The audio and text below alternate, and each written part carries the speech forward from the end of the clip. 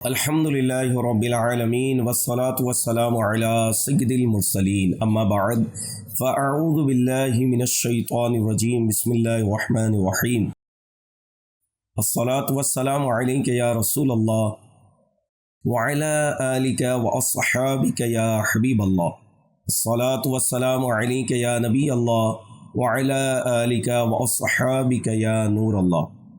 দূরের ও কাছের দেশের ও প্রবাসের ইসলামী ভাইরা এবং মাদানী চ্যানেলের দর্শকবৃন্দ, আবারও একবার আপনাদের মাঝে এই অনুষ্ঠান হজ ডায়েরি নিয়ে উপস্থিত হয়েছি। আসুন ভালো ভালো নিয়ত সহকারে আমরা দেখার প্রস্তুতি গ্রহণ করি।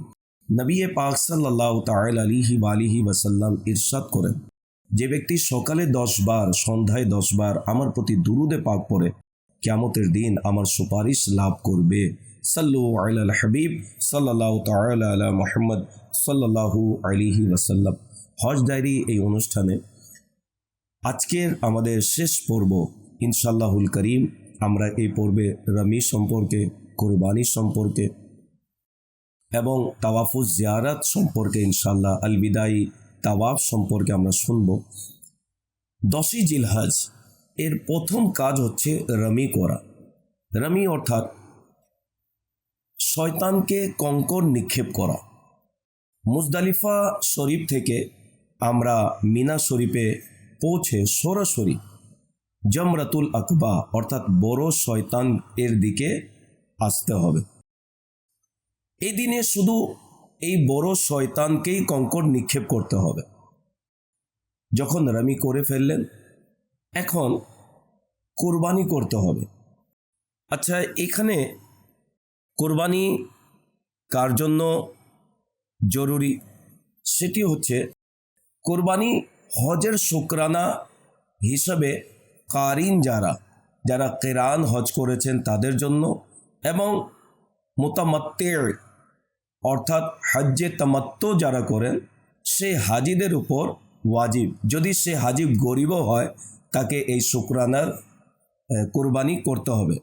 আর মুফরিদ হাজি যারা ইফরাদ হজ করে থাকে তাদেরকে মুফরিদ বলা হয়। মুফরিদ হাজির জন্য এই কুরবানি মুস্তাহাব রয়েছে, যদিও সে ধনী হোক না কেন, তার জন্য এটি মুস্তাহাব।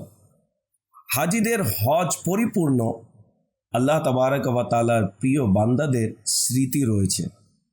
কোথাও ইব্রাহিম আলাইহিসসালাতু ওয়াসসালামের স্মৃতি রয়েছে, কোথাও হযরতে হাজরা রাদিয়াল্লাহু তাআলা আনহার স্মৃতি রয়েছে, কোথাও নবী পাক সাল্লাল্লাহু আলাইহি সাল্লামের স্মৃতি রয়েছে। তো কুরবানিও হযরতে ইব্রাহিম আলাইহিসসালাতু ওয়াসসালাম এবং ইসমাইল আলাইহিসসালাতু ওয়াসসালাম এর স্মৃতি বিজড়িত একটি কাজ রয়েছে।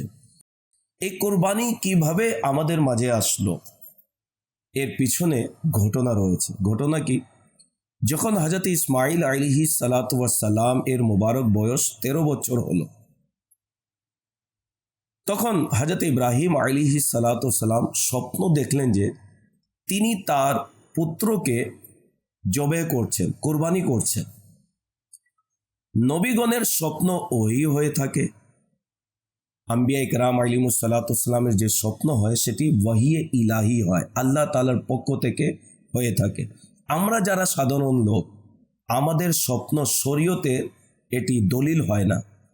মনে করেন জিলহজ মাস চলে আসলো, এখন আমাদের মধ্যে কেউ যদি স্বপ্নে দেখলো যে নিজের পুত্রকে জবে করছে, কুরবানি করছে, তো এখন এটি করা আমাদের জন্য এটি গুনাহের কাজ। নবীর বেলায় এটি ওয়াহিয়ে ইলাহি, আল্লাহর পক্ষ থেকে হুকুম ছিল এবং নবীরা বুঝে যান।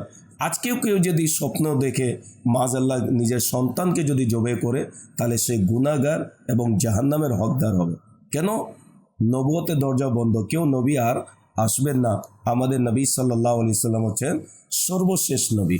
তো ইব্রাহিম আলাইহিসসালাতু ওয়াসসালাম তিনি স্বপ্নে দেখলেন নিজের পুত্র ইসমাইল আলাইহিসসালাতু ওয়াসসালামকে কুরবানি দিচ্ছেন। এটি ছিল আল্লাহর পক্ষ থেকে ওয়াহি। অতএব হযরত ইব্রাহিম আলাইহিসসালাতু ওয়াসসালাম স্বপ্নের মাধ্যমে প্রাপ্ত এই আল্লাহর নির্দেশ বাস্তবায়নের জন্য মক্কায় মুআজ্জমায় তিনি আগমন করলেন। তিনি হযরত ইসমাইল আলাইহিসসালাতু ওয়াসসালামকে সেই স্বপ্নের কথা শোনালেন, যা কোরআনুল করিমের মধ্যে বিস্তারিত আল্লাহ তাবারক ওয়া তাআলা ইরশাদ করেন, فلما بلغا معه السعي قال يا بني إني أرى في المنام أني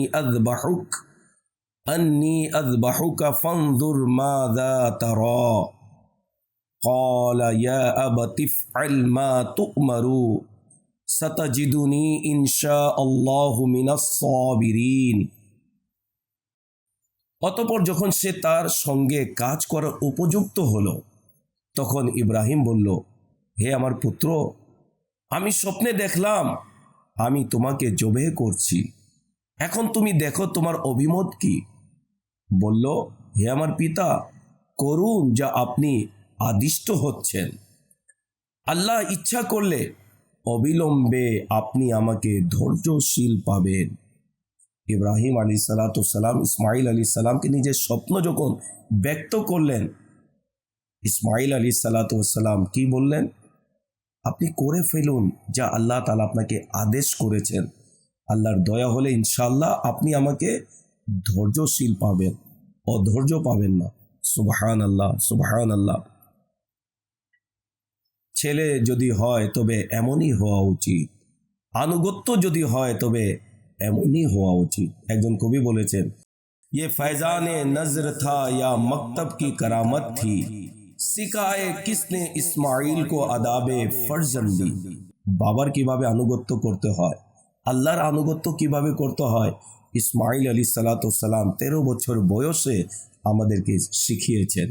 আজকাল সন্তানকে বাবা কোনো কথা যদি বলে, উপদেশ যদি দেয় আর শরীয়ত সম্মত, হ্যাঁ, বর্তমানে কোনো বাবা যদি বলে যে আমি স্বপ্নে দেখেছি তোমাকে জবে করছি, কোরবানি দিচ্ছি, এখন আমিও চলে যাব, এরকম নয়। কেন? এখন তো স্বপ্ন এটি সাধারণ লোকের জন্য দলিল নয়, কিন্তু নবীর বেলায় এটি ওয়াহি ইলাহি।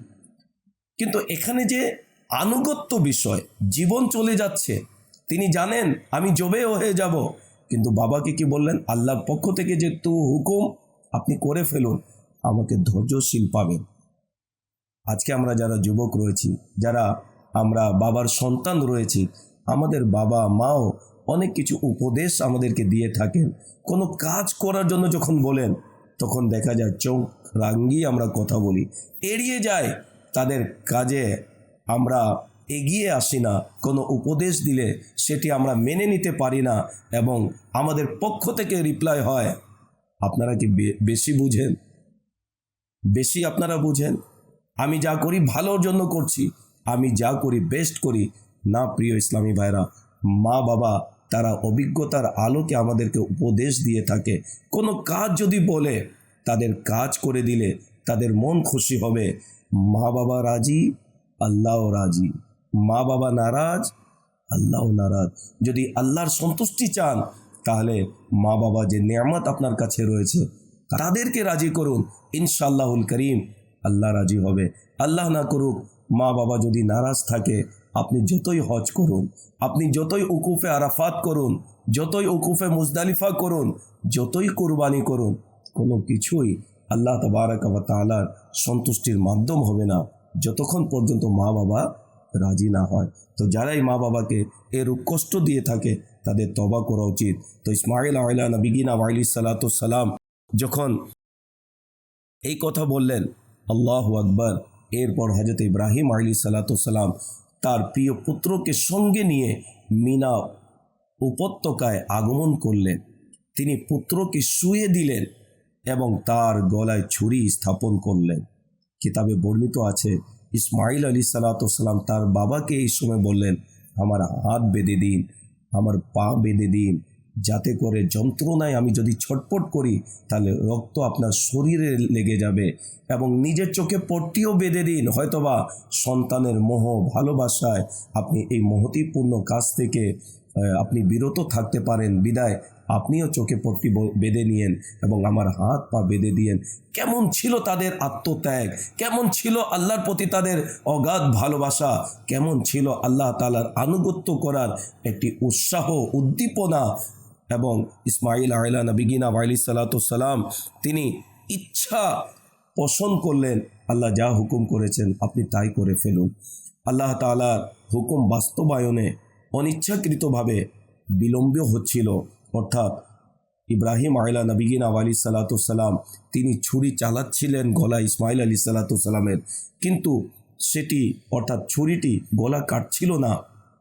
এবং বিলম্ব যখন হচ্ছিল ইব্রাহিম আলী সালাতাম এই বিলম্ব হওয়াটাও তিনি পছন্দ করেননি, এবং তিনি কি করলেন, আবার ছুরি তিনি ধার করলেন, ধারালো ছুরি দিয়ে পুনরায় চালালেন, তবুও তা কাটল না। আবার তিনি ধার করলেন, আবার ইসমাইল আলী সালাতামের গলায় তিনি চালিয়ে দিলেন। পরপর 3 বার এরকম ঘটনা ঘটল, কিন্তু সে ছুরি ইসমাইল আলী সালাতামের গলা কাটেনি আল্লাহ তাআলার হুকুমে। একদিকে আল্লাহ তাআলার হুকুম করেছেন, তোমার প্রিয় পুত্রকে আমার রাস্তায় আমার সন্তুষ্টির জন্য কোরবান করে দাও। অন্যদিকে আল্লাহ তাবারক ওয়া তাআলা ইব্রাহিম আলী সালাতাম ইসমাইল আলী সালাতামকে এত ভালোবাসলেন যে ছুরিকে আদেশ করলেন যে গলা কেটো না।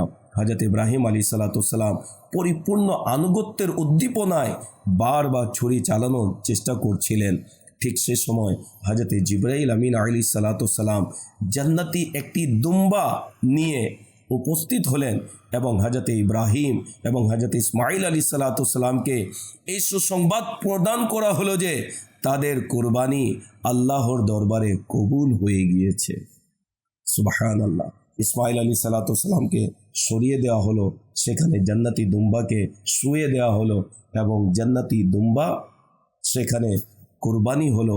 ইসমাইল আলী সালাতাম তিনি অক্ষত অবস্থা ছিলেন। উভয়কে আল্লাহ তাবারক ওয়া তাআলার পক্ষ থেকে জিবরাইল আমিন আলী সালাতাম তিনি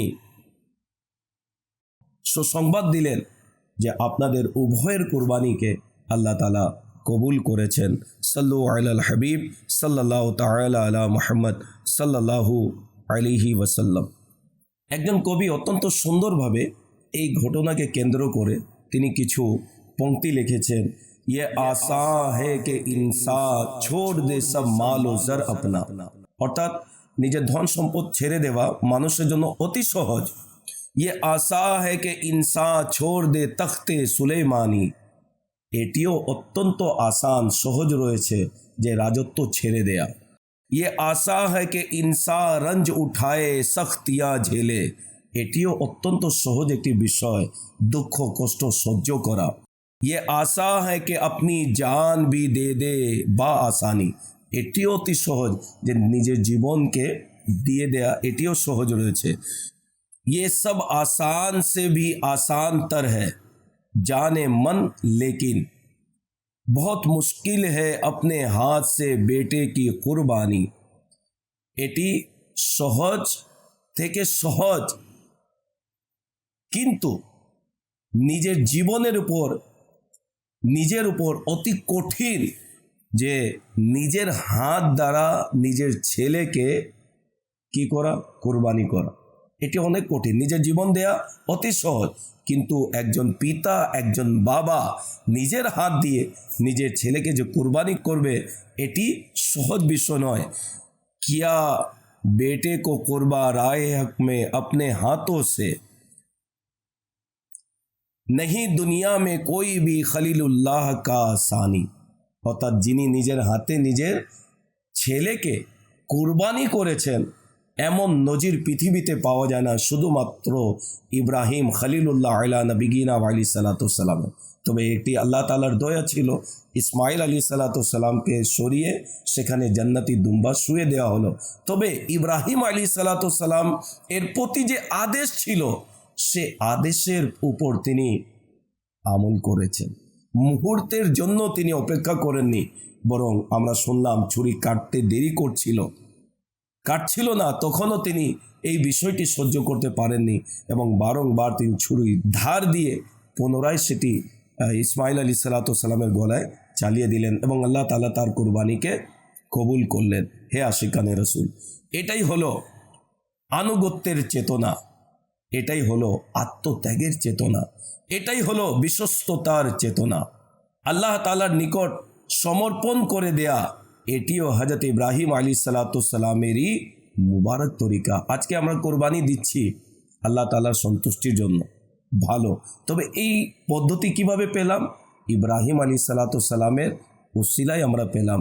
তো যেভাবে ইব্রাহিম আলাইহিসসালাম কুরবানি করেছেন আমরা করছি, তো ইব্রাহিম আলাইহিসসালাম আল্লাহ তাআলার দরবারে নিজেকে সমর্পণ করে দিয়েছিলেন, সব কিছু আল্লাহর জন্য বিলীন করে দিয়েছিলেন, উজাড় করে দিয়েছিলেন। আল্লাহ তাআলা যখনই যা আদেশ করেছেন তাৎক্ষণিক তিনি বাস্তবায়ন করেছেন। আমরাও তো আল্লাহ তাআলার বান্দা। কোরআনুল কারীমে আল্লাহ তাআলা তার হাবিবের মাধ্যমে আমাদেরকে অনেক উপদেশ দিয়েছেন। কোথায় আমাদের আমল? আল্লাহ তাআলা হুকুম করেছেন নামাজ পড়ার জন্য, কোথায় আমরা পড়ছি? আল্লাহ তাআলা হুকুম করেছেন তার হাবিবের আনুগত্য করার জন্য, কোথায় আমরা করছি? আল্লাহ তাআলা হুকুম করেছেন মা বাবার নাফরমানি থেকে বাঁচার জন্য, কোথায় আমরা করছি? আল্লাহ তাআলা হুকুম করেছেন গুনাহ থেকে বিরত থাকার জন্য, কোথায় আমরা থাকছি? আল্লাহ তাআলা হুকুম করেছেন বান্দার হক আদায় করার জন্য, কোথায় আমরা করছি? আল্লাহ তাআলা হুকুম করেছেন প্রতিবেশীর উপর সহানুভূতি প্রদর্শন করার জন্য, অত্যাচার না করার জন্য, কোথায় আমরা করছি? প্রিয় ইসলামী ভাইরা, আল্লাহ তাআলা অনেক কিছু আদেশ আমাদেরকে করেছেন, কিন্তু জানায় অজানায় আমরা তার নাফরমানির মধ্যে আমরা লেগে রয়েছি। আমাদেরকে আত্মসমর্পণ তার দরবারে করতে হবে, ফিরে আসতে হবে। ইব্রাহিম আলাইহিসসালাম এর জীবনীর মধ্যে এটাই পাওয়া যায়, আমার আল্লাহ যা হুকুম করেন সেটাতে মুহূর্তের জন্য চিন্তার বিষয় নয়, করে ফেলা এটা প্রকৃত বান্দার তার দায়িত্ব এবং কর্তব্য, এবং এটাই ইব্রাহিম আলাইহিসসালাম করেছেন। সকল আম্বিয়া ইকরাম আলাইহিমুসসালামের জীবনীতে এটাই পাওয়া যায়, আল্লাহর পক্ষ থেকে যা হুকুম হয়েছে তারা তাই করে দিয়েছেন, নিজের জীবনের পরোয়া করেনি। আমাদেরকে জীবন দেওয়ার জন্য বলা হয়নি, ইবাদত করার জন্য বলা হচ্ছে। এরপরেও আমরা উদাসীন, এরপরেও আমরা গাফিল রয়েছি। প্রিয় ইসলামী ভাইরা, জান্নাতে যাওয়া অতি সহজ, তবে এতই সহজ নয় যে আল্লাহকে নারাজ করে জান্নাতে চলে যাবেন। আল্লাহকে নারাজ করে আপনি জান্নাতের পথ আপনার জন্য আসান হবে, এরূপ নয়। আমাদেরকে প্রত্যাবর্তন করা উচিত, আল্লাহর দিকে ধাবিত হওয়া উচিত, আল্লাহ তাআলা এবং তার হাবিব সাল্লাল্লাহু আলাইহি ওয়াসাল্লামের আনুগত্য করা উচিত। আল্লাহ আমাদেরকে তৌফিক দান করুক। সাল্লু আলাল হাবিব সাল্লাল্লাহু তাআলা আলা মুহাম্মদ সাল্লাল্লাহু আলাইহি ওয়াসাল্লাম। আমরা ইব্রাহিম আলাইহিসসালাম এর সমতুল্য হতে পারবো না, তবে যেভাবে আমরা পশু কুরবানি করে তার সুন্নত আদায় করি, তেমনিভাবে নিজেদেরকে আল্লাহ তাআলার নিকট সমর্পণ করে দেয়া এবং সম্পূর্ণভাবে তার আনুগত্যকে নিজেকে নিয়োজিত করারও চেষ্টা করা উচিত। যে আল্লাহ তাবারাক ওয়া তাআলার আনুগত্যে নিজের জীবনকে অতিবাহিত করা, এটি আমাদের দায়িত্ব এবং কর্তব্য রয়েছে। তো এই যে কুরবানি, যারা হজ আদায় করেছেন, যারা কেরান হজ আদায় করেছেন, হজ্জে তামাত্তু আদায় করেছেন, তাদের জন্য এই কুরবানি করা জরুরি আবশ্যক রয়েছে। এখন কুরবানি যখন আমরা করে নিয়েছি, প্রাসঙ্গিক আমরা ইব্রাহিম আলাইহিসসালাম, ইসমাইল আলাইহিসসালামের কুরবানি যে ঘটনা আমরা এখানে বয়ান করলাম। এখন কুরবানি করার পর হাজি যারা রয়েছে তারা হলক বা কসর, অর্থাৎ মাথা মুন্ডানো বা চুল কাটা, 1 ইঞ্চি বরাবর এতটুক চুল কাটা, এটি হচ্ছে জরুরি। কুরবানি শেষ করে মাথা মুন্ডানো অর্থাৎ হলক করা বা চুল ছোট করা, কসর করিয়ে নিন। মনে রাখবেন এই 3টি কাজে ধারাবাহিকতা বজায় রাখা ওয়াজিব। কিভাবে? প্রথমত রামি করবেন, বড় শয়তানকে 7টি কঙ্কর মারবেন, এরপরে কুরবানি করা, তারপরে হলক বা কসর করা। তবে মুফরিদ হাজির উপর কুরবানি ওয়াজিব নয়, তাই সে রমির পরই হালক বা কসর করতে পারবে। মুফরিদ যারা ইফরাদ হজ করে, তো তাদের জন্য কুরবানি ওয়াজিব নয়, তো তারা কুরবানির আগে হলক বা কসর করে নিতে পারবে। এই যে আমরা হলক করিয়ে থাকি বা কসর করিয়ে থাকি, এর ফজিলত কি শুনুন। সহিহ মুসলিম শরীফের হাদিসে পাক উম্মুল হুসাইন রাদিয়াল্লাহু তাআলা আনহা থেকে বর্ণিত, নবী করিম সাল্লাল্লাহু আলাইহি ওয়াসাল্লাম হজ্জাতুল বিদা এর সময় মাথা মুন্ডনকারী সম্পূর্ণ চুল কেটে ফেলা ব্যক্তিদের জন্য 3 বার দোয়া করেছেন, এবং যারা চুল ছোট করে অর্থাৎ যারা কসর করে তাদের জন্য একবার দোয়া করেছেন। ইবনে উমর রাদিয়াল্লাহু তাআলা আনহু থেকেও বর্ণিত, তিনি বলেন, নবী করিম সাল্লাল্লাহু আলাইহি সাল্লাম ইরশাদ করেছেন, মাথা মুন্ডন করার ক্ষেত্রে প্রতিটি চুলের পরিবর্তে একটি করে নেকি লেখা হয় এবং একটি করে গুনাহ মাফ করে দেওয়া হয়। তো এই জন্য মাথা মুন্ডন করা এটি উত্তম বলা হয়েছে। নবী পাক সাল্লাল্লাহু আলাইহি ওয়াসাল্লাম আরও ইরশাদ করেন, মাথা মুন্ডন করার সময় যে চুল মাটিতে পড়ে তা কিয়ামতের দিন তোমার জন্য নূর হবে। সুবহানাল্লাহ, সুবহানাল্লাহ।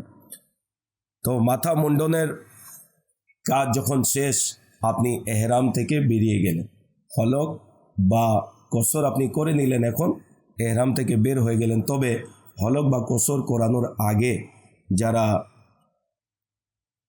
হজ্জে কিরান এবং হজ্জে তামাত্তু যারা করেছেন, এদের জন্য আবশ্যক আগে কুরবানি যেন হয়ে যায়, এরপরে করা। কুরবানির আগে এই বিষয়টি করা যাবে না। এখন আমাদের করণীয় কি? কুরবানি হয়ে গেল, হলকও করে নিলাম, কসরও করে নিলাম। এখন হচ্ছে 11 ও 12 জিলহজে রমি করা। 11 এবং 12 জিলহজের জোহরের পর 3টি শয়তানকেই কঙ্কর নিক্ষেপ করতে হবে ক্রমাগতভাবে। কিভাবে? প্রথমে জমরাতুল উলা অর্থাৎ ছোট শয়তানকে কঙ্কর নিক্ষেপ করতে হবে। এর পদ্ধতি কি? খেজুরের বিচির সমপরিমাণ আমরা মুজদালিফা থেকে আমরা পাথর যে কঙ্কর সেটি সংগ্রহ করেছিলাম। এখন সেই কঙ্করকে শাহাদাতের আঙ্গুল এবং বৃদ্ধা আঙ্গুলে ধরে হাতটাকে এত উঁচু উঠাবো যে সাইডের অংশ যেন দেখা দেয়।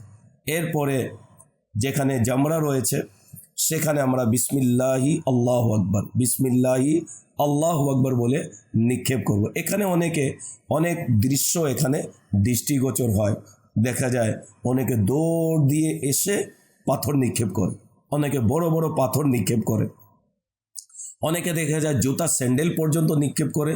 মনে রাখবেন, এটি সুন্নত পদ্ধতি নয়। সুন্নত পদ্ধতি হচ্ছে ছোট পাথরের কঙ্কর যা খেজুরের বিচির সমান যেন হয় এবং এই দুই আপনার আঙ্গুলে ধরে, শাহাদাতের আঙ্গুল ডানাতে শাহাদাতের এবং বৃদ্ধা আঙ্গুলে ধরে বিসমিল্লাহি আল্লাহু আকবার, হাতকে এত উঁচু করবেন ডান সাইড যেন দৃষ্টিগোচর হয়। আসুন, আমির আহলে সুন্নাত দামাত বরকাতুহুল আলিয়াও রমি করেছেন, সে রমির দৃশ্য আমরা দেখি। বাকি ইনশাল্লাহ এই সম্পর্কে আমরা শুনব। সাল্লু আলাল হাবিব সাল্লাল্লাহু তাআলা আলা মুহাম্মদ সাল্লাল্লাহু আলাইহি ওয়াসাল্লাম।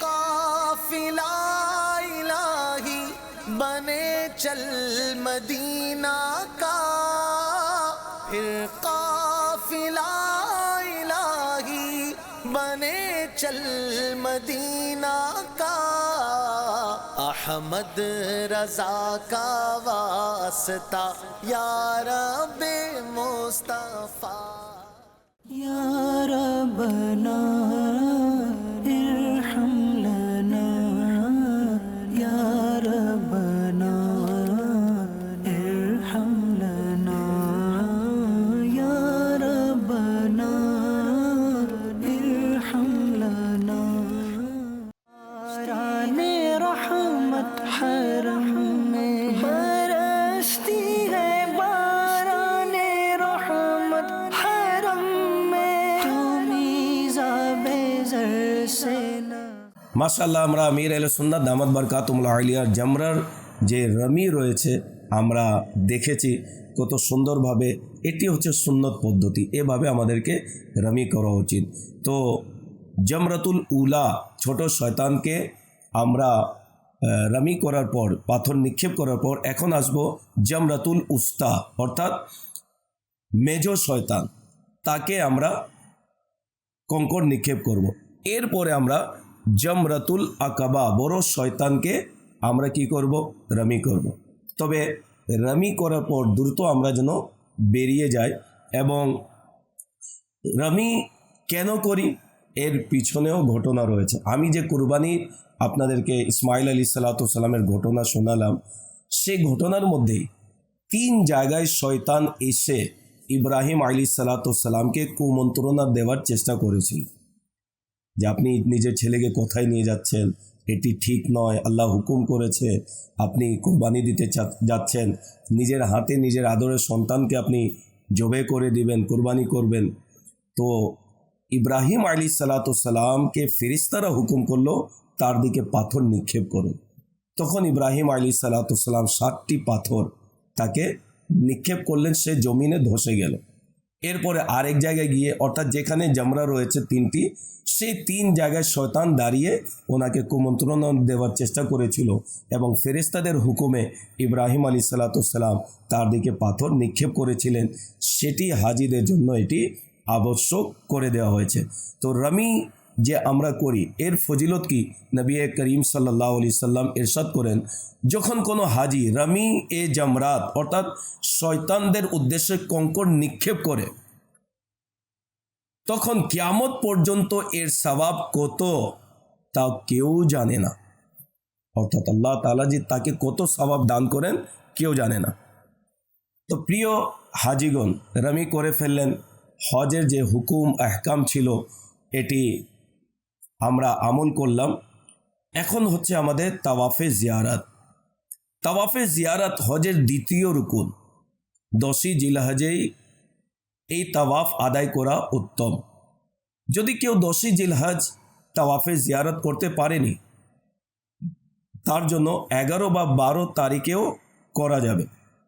তবে এর বিধান হচ্ছে অবশ্যই 12 জিলহজের সূর্যাস্তের পূর্বে তা সম্পন্ন করতে হবে, তাকে সম্পন্ন করতে হবে। এরপরে কেউ যদি রুখসত নিতে চায়, তাহলে যারা আফাকি হাজি রয়েছে, অর্থাৎ যারা মিকাতে থাকে বা হেরেমের ভিতরে থাকে, এরা ব্যতীত যারা অন্যান্য রাষ্ট্র থেকে, যেমন বাংলাদেশ, ভারত, পাকিস্তান থেকে যারা এসেছে, তাদেরকে আফাকি হাজি বলা হয়। তো তাওয়াফে রুখসাত অর্থাৎ বিদায়ী তাওয়াফ এদের জন্য ওয়াজিব রয়েছে। এরপরে হাজিরা যখন হজ আদায় করে নেয়, এরপরে হাজিরা প্রস্তুতি গ্রহণ করে মদিনাতুল মুনাওয়ারা যাওয়ার জন্য। অনেকে হজ আদায় করার পূর্বে মদিনাতুল মুনাওয়ারায় উপস্থিত হন। এটিও ভালো যে নবী করিম সাল্লাল্লাহু আলাইহি ওয়াসাল্লাম এর দরবার থেকে অনুমতি নিয়ে হজের জন্য যাচ্ছেন। অনেকে হজ সম্পাদন করার পর তারা মদিনাতুল মুনাওয়ারায় উপস্থিত হয়ে থাকেন, সেখানে হজ করে এসেছেন, নিজের গুনাহকে মাফ করিয়ে নবী পাক সাল্লাল্লাহু আলাইহি ওয়াসাল্লামের দরবারে এসে এখন শাফাআতের ভিক্ষা চাচ্ছেন। আসআলুকা শাফাআতা ইয়া রাসূলুল্লাহ, আসআলুকা শাফাআতা ইয়া হাবিবাল্লাহ। আর একটু লক্ষ্য করে দেখুন, এই সেই মদিনা যে মদিনাকে দেখার জন্য না জানি না জীবনে কতবার কেঁদেছেন। এই সেই মদিনা যে মদিনাকে দেখার জন্য ব্যাকুল ছিলেন, আত্মহারা ছিলেন। এই সেই মদিনা যে মদিনাকে দেখার জন্য আল্লাহ রসুলের দরবারে বারংবার আবেদন করেছেন। বাস্তবেই এখন মদিনাতুল মুনাওয়ারায় উপস্থিত হয়েছেন। একজন গুনাহগার আসামি তার হাবিবের দরবারে উপস্থিত হয়েছে, হাত বেঁধে নিয়ে নিজের চোখকে নিচনে রেখে আস্তে আস্তে দুরুদ এবং সালাম পড়ে অগ্রসর হন এবং আরজ করুন, আসসালাতু ওয়াসসালামু আলাইকা ইয়া রাসূলুল্লাহ, আসসালাতু ওয়াসসালামু আলাইকা ইয়া হাবিবাল্লাহ। শাফাতের ভিক্ষা চেয়ে নিন, আসআলুকা শাফাআতা ইয়া রাসূলুল্লাহ। সৌভাগ্যবান ওই সকল হাজিগণ যারা হজ সম্পাদন করে বা হজ করার পূর্বে মদিনাতুল মুনাওয়ারায় উপস্থিত হয়েছেন। এখানে সুসংবাদ রয়েছে, শাফাআতের সুসংবাদ রয়েছে। নবী পাক সাল্লাল্লাহু আলাইহি ওয়াসাল্লাম ইরশাদ করেন, মান যারা কবরি ওয়াজাবাত লাহু শাফাআতি। যারা আমার রওজার জিয়ারত করেছে তাদের জন্য আমার শাফাআত ওয়াজিব হয়ে গিয়েছে। তো এখানে শাফাআতের ভিক্ষা চেয়ে নিন। অনেক দুর্ভাগা এমনও রয়েছে মাযাল্লাহ হজ করে মক্কাতে যায়, তারা আরাফাতেও যায়, মিনাতেও যায়, মুজদালিফাতেও যায়, এরপরে মাযাল্লাহ মদিনা যায় না, বলে মদিনাতে যাওয়া তো হজের কোনো রুকুন নয়। ঠিক আছে, হজের রুকুন নয়, কেউ যদি মদিনা নাও যায় হজ হয়ে যাবে, কিন্তু আশিকদের যে একটি হজ কবুল হওয়ার যে মাধ্যম হচ্ছে সেটি হচ্ছে নবী পাক সাল্লাল্লাহু আলাইহি ওয়াসাল্লামের রওজার জিয়ারত করা। শুনুন শুনুন, নবী পাক সাল্লাল্লাহু আলাইহি ওয়াসাল্লাম কি ইরশাদ করেন, যারা হজ করলো কিন্তু আমার রওজার জিয়ারত করলো না, তারা আমার উপর জুলুম করলো। নাউজুবিল্লাহ, আস্তাগফিরুল্লাহ। একজন আশিক কোনোদিন এই বিষয়টি মেনে নিতে পারে না যে সে হজ করবে আর মদিনা যাবে না। একজন প্রকৃত আশিক দ্বারা এটি কোনো দিন সম্ভব নয়। তাই অনুরোধ করব, যারা হজ আদায় করে নিয়েছেন এখনও মদিনা যাননি, মদিনায় উপস্থিত হন। এখানে শাফাতের সুসংবাদ রয়েছে, এটি তো জান্নাতের সহজ পথ রয়েছে। আল্লাহ তাবারক ওয়া তাআলা আমাদেরকে সঠিক হজ আদায় করার, হজের হুকুম আহকামের উপর আমল করার তৌফিক দান করুক। আল্লাহ তাবারক ওয়া তাআলা আমাদের সবাইকে হাজি বানিয়ে দিক, বারবার মদিনাতুল মুনাওয়ারায় উপস্থিত হওয়া তৌফিক দান করুক। আমিন। সাল্লু আলাল হাবিব সাল্লাল্লাহু তাআলা আলা মুহাম্মদ সাল্লাল্লাহু আলাইহি ওয়াসাল্লাম।